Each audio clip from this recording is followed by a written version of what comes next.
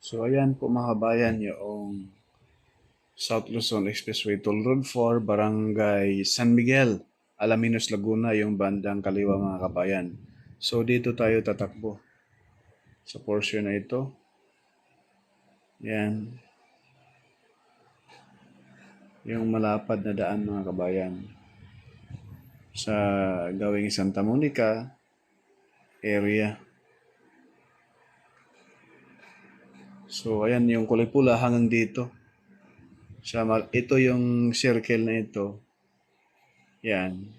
Sa baba natin, yan na po yung San Pablo Interchange, itong baba natin. So, hindi lang tayo aabot dyan mga bayan, may update na tayo dyan. No? So, dito po, hanggang dito lang tayo sa portion na ito. Yan, yung may ginawang concrete box culvert, daluyan ng tubig dyan. Yan po, unawaan nyo po mga kabayan yung area na yan.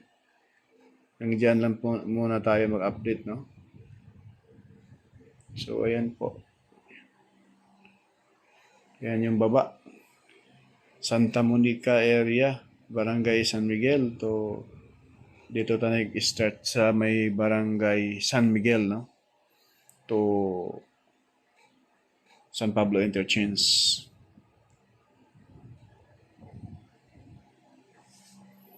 Yan yung kulay pula, mga kabayan. Ganda tingnan, no?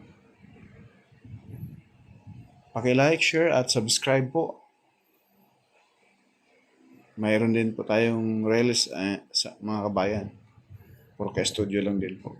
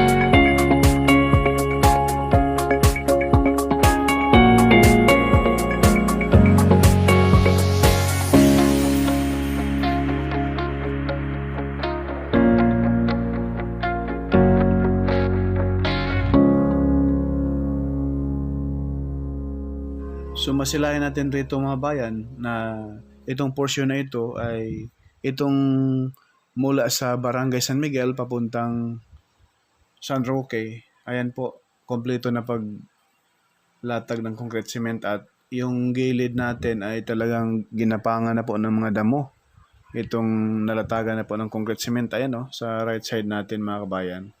So ito ay matagal na rin po ito natapos paglatag ng concrete cement hanggang doon sa mismong San Pablo Interchange mga bayan. So dyan sa mismong San Bartolome, ayan po sa unahan mga bayan, ay silipin natin kung wala na bang putol or kompleto na po talaga ba kaya ang paglatag ng concrete cement. Sa gawing right side, ayan o, kita nyo mga kabayan yung mga damo gumapang na dito sa expressway, halos isang lane sa gawing right side ay halos matabunan na po ng mga damo. Pati din po doon sa gawing left side mga kabayan, dahil ito ay 3 by 3 no. Tapos pag matapos na ito kasi hindi natin sure kung ang gitna, posible yung gitna lagyan ng barrier yan, yung removable lang na naka-box forma no, yung uso ngayon para mabilis matanggal. So ayan po mga bayan, no?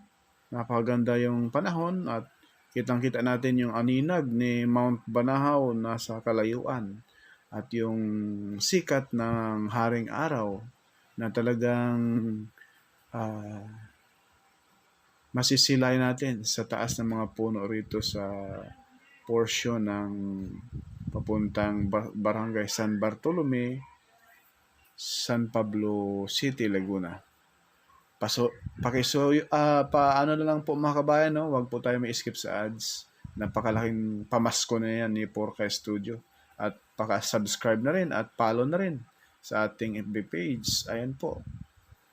Sarap dito magbike mga kabayan, no? Ayan, napakaraming nagtanong sa atin na ito ay pwede na babadaanan. Actually, pwede naman mga kabayan, pero lalo na pag sa oras ng trabaho, bawal dumaan rito. Dahil may mga portion pa rin na full blast pa. No? Ayan po, itong dinadaanan natin sa gawing kanan ay talagang ito na yung San Bartolome. Ayan po, sa gawing right side, simentado na talaga. Wala nang makakapigil. Ayan Yan, ito yung portion ng San Bartolome mga bayan na may mga ilang block pa na hindi pa nalatagan ng concrete cement. So, approaching tayo yan, may checkpoint pa, mga aso. Approaching tayo mga bayan sa Barangay San Roque. Barangay San Roque, San Pablo City, Laguna. Enjoy sa panonood nating video. Napakaganda. Walang sasakyan. Napakinis. Mula rito mga bayan hanggang doon sa mismong mula Alaminos hanggang doon sa Tiaong Interchange, diretso na po ay may ilan lang kapiranggot na hindi pa nalatagan ng concrete cement. Pero halos nasa na po mga kabayan, nasa 90%, 95%, no? Ang Tiaong Interchange naman ay tollgate na lang ang kulaang doon mga kabayan.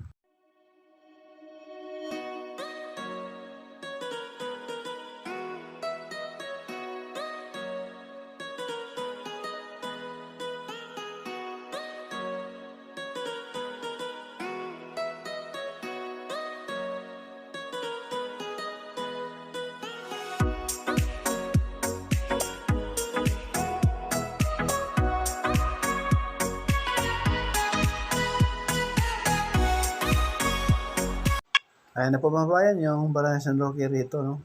Sa kanan na side, yan na po yung Barangay Hornila. So, bandang pakaliwa mga kabayan, napunta na po yan ng Maharlika Highway.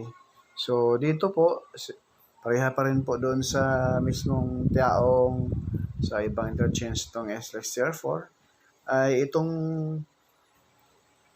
area na ito ay lalagyan din po o gaya doon sa Barangay San Miguel Road. Ang Barangay Road sa taas na po, magkakaroon siya ng flyover valley mga kabayan. So mula rito hanggang doon sa pinakadulo, yan na po yung San Pablo Interchange ay napakinis na rin. At talagang nasa 95% na ang concrete cement. Yung hindi pa na semento, yun lang po gagawin yung flyover, no? Para sa Barangay Road mga kabayan.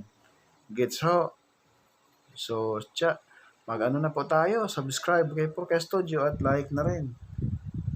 At gusto niyo rin panoorin mga bayan ang totoong flood control, yung Marikina flood control, inaward noong 2019, no?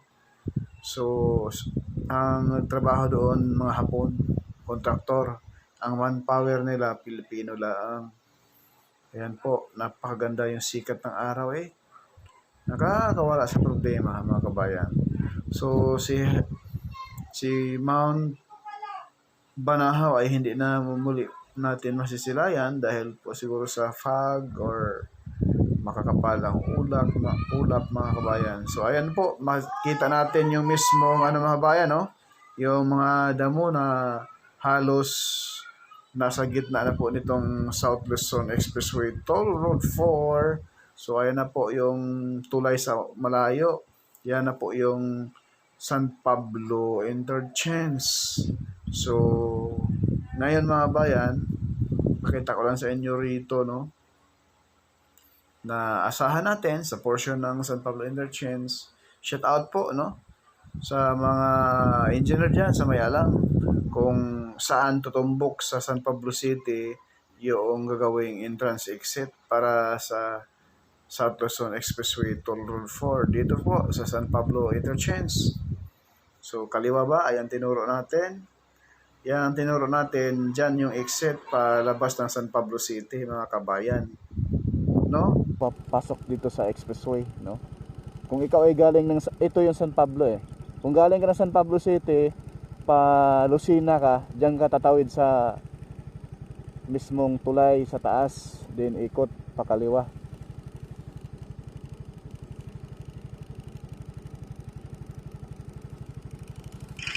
So itong drone shot natin mga kabayan, ito ay mula sa San Pablo Interchange at papunta na po ito doon sa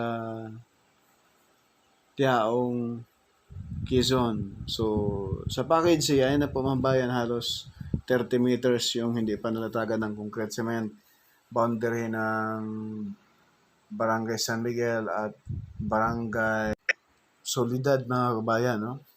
So ayan na po. Yang malaking tulay na yan, ilog po yung baba. Malaking ilog yan mga kabayan. Kaya ganun na lamang kasulid yung gawa nitong Santa Clara Construction Services mga kabayan. So ayan po, napakaganda naman pangmasdan. Yung mga rambutan sa magkabilaan eh.